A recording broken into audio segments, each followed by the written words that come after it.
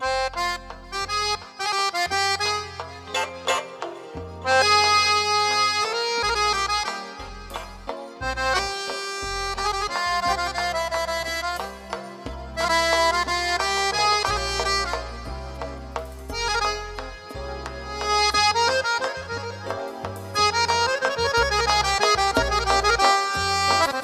bir paytlar ko'proq uylar masalasida juda ko'p qiynalganmiz. Ikkinchidan, ichimlik suv masalasida ham muammolarimiz bo'lgan.